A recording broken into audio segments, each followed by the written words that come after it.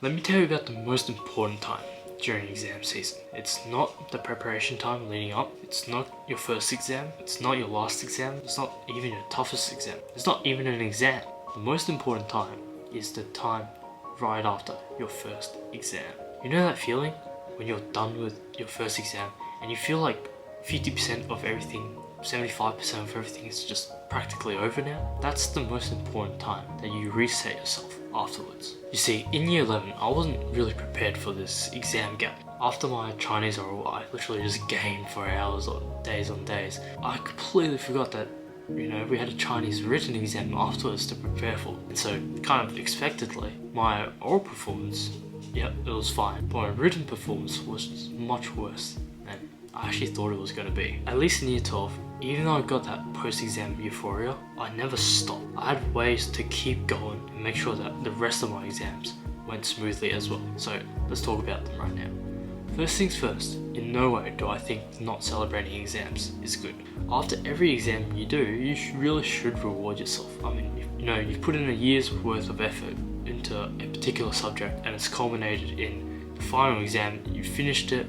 That's a whole journey that's pretty much over. You should reward yourself. If your next exam is, say, tomorrow, give yourself like 1 or 2 hours after the exam to just, chill out, relax, listen to some music, play a few games, eat some good food, etc, right?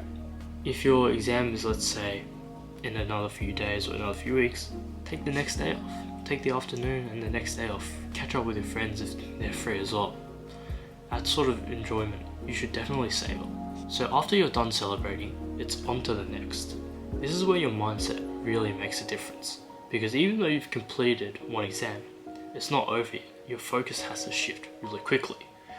So exam season, right, it's sort of like working through a checklist. You've done one, you still have 5 to go. It's not you've done one and 70% has been completed. That's not how it works. So the feeling of crossing each exam off, that is rewarding. But there's always one more thing to do until the very last day. The key here is use momentum to carry you.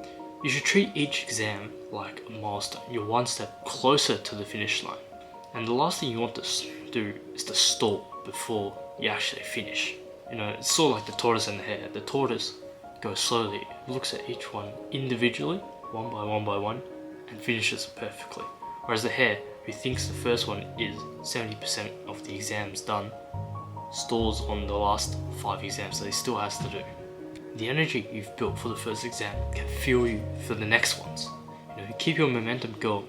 You've done it once, and so you can do it again. But here's the thing, don't rush it. Don't start jumping straight back into an all-night cram session, blah blah blah, practice papers straight away after you've just finished your exam. Take a moment to acknowledge, all the hard work that you've done.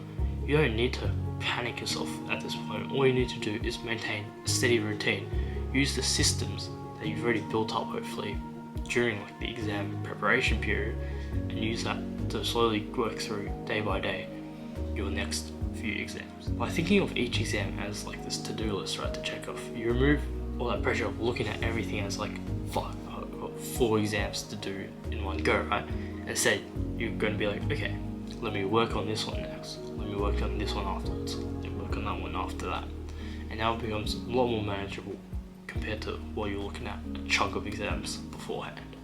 Once you've finished one exam, take a minute to really assess, how it went, what went well, what didn't, how you can use those insights for the next exam coming up. But don't linger too long about, gosh, you got something wrong, or, you made a slip up over there.